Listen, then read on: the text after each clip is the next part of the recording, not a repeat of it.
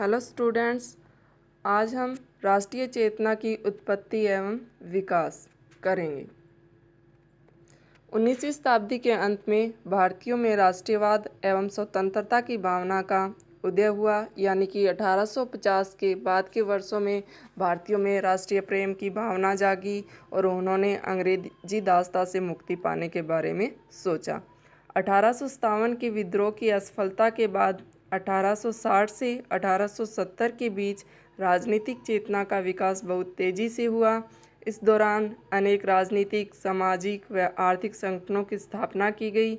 इन संगठनों ने लोगों के बौद्धिक स्तर को बढ़ाया और उन्हें अपने हितों के लिए लड़ने के लिए प्रेरित किया।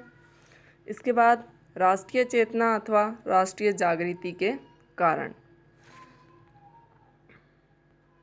पहला कारण है ब्रिटिश साम्राज्यवाद। ब्रिटिश साम्राज्यवाद क्या है? अंग्रेजी शासन के दौरान जो साम्राज्यवादी नीतियां अपनाई गई थी, उनसे भारतीयों में राष्ट्रीयता की भावना का विकास हुआ। उसको जगाने में उन्होंने काफ़ी सहयोग किया।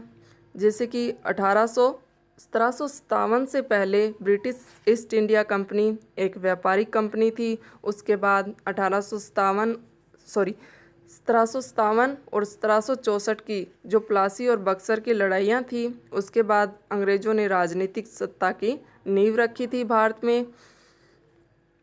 इसके बाद उन्होंने लैप्स और विल्ले की नीति का सहारा लिया और अनेक देसी रियासतों को अपने साम्राज्य में मिला लिया था और कुछ देसी राजाओं ने उनकी अधीनता स्वीकार कर ली थी।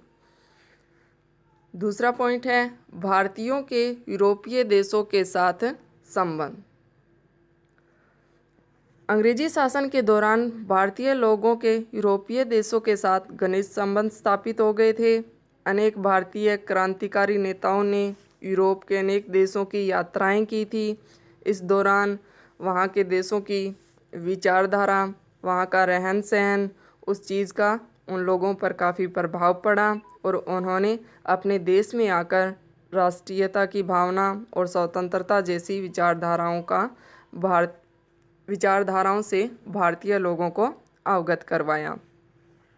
भारतीय लोगों पर सबसे ज़्यादा प्रभाव इटली और जर्मनी की स्वतंत्रता का पड़ा था। अब वो सोचने लगे थे कि इटली और जर्मनी जैसे छोटे छोटे देश अगर स्वतंत्रता प्राप्त कर सकते हैं तो हम क्यों नहीं कर सकते। तीसरा पॉइंट है प्रशासनिक एवं आर्थिक एकता।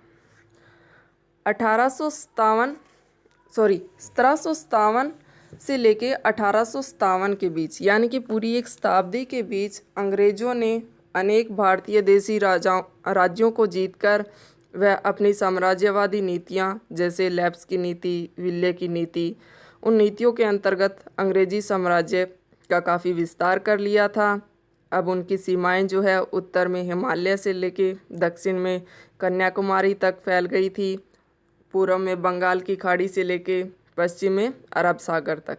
यानी कि कुछ प्रदेशों को तो उन्होंने जीत लिया था, कुछ को लैप्स और विल्ले की नीति के अंतर्गत अपने साम्राज्य में शामिल कर लिया था और कुछ देसी राजाओं ने उनकी अधीनता स्वीकार कर ली थी। तो अब पूरे भारत पर अंग्रेजों का अधिकार हो गया था। अब उन्होंने पूरे देश में एक जैसी आर्थिक नीतियाँ, कानून, न्याय प्रणाली, मुद्रा प्रणाली आदि लागू की थी। अब सभी भारतीय लोगों की एक जैसी समस्याएं थी, सबका एक जैसा शोषण हो रहा था। तो इन सब चीज़ों ने भारतीयों को एकता के सूत्र में बांधा और उनमें राष्ट्रीय चेतना की जागृति की। चौथा पॉइंट है सरकारी नौकरियों में भारतीयों से भेदभाव। अंग्रेज जो है वो सरकारी नौकरियों में भी भारतीयों से भेदभाव करते थे। भारतीयों को निम्न पदों पर रखा जाता था, उच्च पद उन्हें नहीं दिए जाते थे। 1833 के एक्ट और 1857 की क्रांति के बाद 1858 में महारानी विक्टोरिया ने जो घोषणा की थी कि भारतीयों अब जितनी भी सरकारी नौकरियां होंगी उनकी जो नियुक्ति है वो योग्यता के आधार पर होगी। ठीक है, लेकिन ये जो घोषणाएं थी या जो एक्ट था ये सिर्फ कागजों तक ही सिमट कर रह गया, धरातल पर इसको नहीं उतारा गया था। इसके अलावा भारतीयों को आईसीएस की नौकरी से भी वंचित रखने के लिए अनेक प्रकार के प्रयास किए जाते थे। जैसे उसकी आयु सीमा कम रखी गई थी, 21 वर्ष थी, और ये जो परीक्षा है वो इंग्लैंड में करवाई जाती थी और ये परीक्षा अंग्रेजी माध्यम में होती थी। ये सब क्या है, भारतीयों के लिए काफ़ी मुश्किल था, लेकिन इन कठिनाइयों के होते हुए भी 1869 में सुरेंद्र नाथ बनर्जी ने और 1877 में अरविंद घोष ने आईसीएस की परीक्षा पास की। लेकिन सरकार ने क्या किया, बहाने बनाकर उन्हें नौकरी से निकाल दिया। इसके बाद 1877 के बाद उन्होंने इसे और भी कड़ा कर दिया, यानी कि आयु सीमा जो 21 वर्ष रखी गई थी उसे कम करके 19 वर्ष कर दिया गया। और इतनी कम आयु में भारतीयों द्वारा इसमें भाग लेना काफ़ी मुश्किल था। उसके बाद अगला पॉइंट है यातायात एवं संचार के आधुनिक साधनों का विकास। यातायात और संचार के साधनों का विकास अंग्रेज़ों ने अपने हितों की रक्षा के लिए किया था, ठीक है, लेकिन भारतीय लोगों पर इसका काफ़ी अनुकूल प्रभाव पड़ा था। अब उनमें आपसी संपर्क जो है बढ़ गया था। शहरों और गांवों के लोग जो है एक दूसरे से आसानी से मिल सकते थे, एक दूसरे के पास अपने विचार आसानी से पहुंचा सकते थे। तो इससे उनमें क्या हुआ, एकता की भावना पनपी और राष्ट्रीयता को बल मिला। अगला पॉइंट है मध्यम वर्ग का योगदान। इस वर्ग का उदय जो है 19वीं शताब्दी के मध्य में और 20वीं शताब्दी के स्टार्ट में हुआ था, ठीक है। इस वर्ग में कौन कौन से लोग आते हैं, जैसे वकील हो गए, अध्यापक हो गए, व्यापारी हो गए, उद्योगपति हो गए, विद्वान हो गए, डॉक्टर हो गए, ये सब लोग जो है इस वर्ग में शामिल होते हैं। ये वर्ग जो है एक पढ़ा लिखा वर्ग है। यह अपने अधिकारों के बारे में अच्छी तरह से जानता है और उन्हें पता था कि जब तक हम अंग्रेजी प्रशासन से मुक्त नहीं हो जाते हम अपना विकास नहीं कर पाएंगे। इसलिए उन्होंने क्या किया, जो भारतीय लोग थे उनमें राष्ट्रीयता की भावना को जगाने के लिए प्रचार प्रसार शुरू किया। अगला पॉइंट है आर्थिक शोषण। अंग्रेजी शासन के दौरान भारतीयों का काफ़ी आर्थिक शोषण किया गया था। जैसे कृषि क्षेत्र में कृषकों से अत्यधिक मात्रा में भू राजस्व इकट्ठा किया जाता था।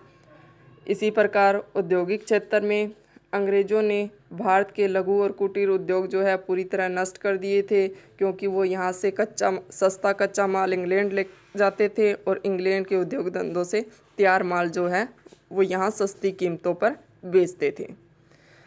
अगला पॉइंट है प्राचीन भारत पर ऐतिहासिक शोध। 19वीं शताब्दी में भारतीय इतिहास पर अनेक शोध किए गए थे। इससे पता चला कि भारतीय संस्कृति जो है वो अंग्रेजी संस्कृति से काफ़ी श्रेष्ठ है। कुछ विद्वानों का मानना था कि भारतीय आर्य जो है उसी मानव शाखा के लोग हैं जिसके यूरोपीय लोग हैं, यानी कि अंग्रेज़ों और भारतीयों के पूर्वज जो है वो एक ही है।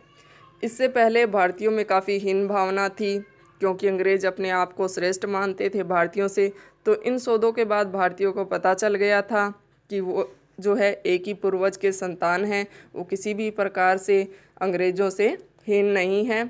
इसलिए उनकी हीन भावना इससे दूर हो गई और उनमें राष्ट्रीय चेतना उत्पन्न हुई।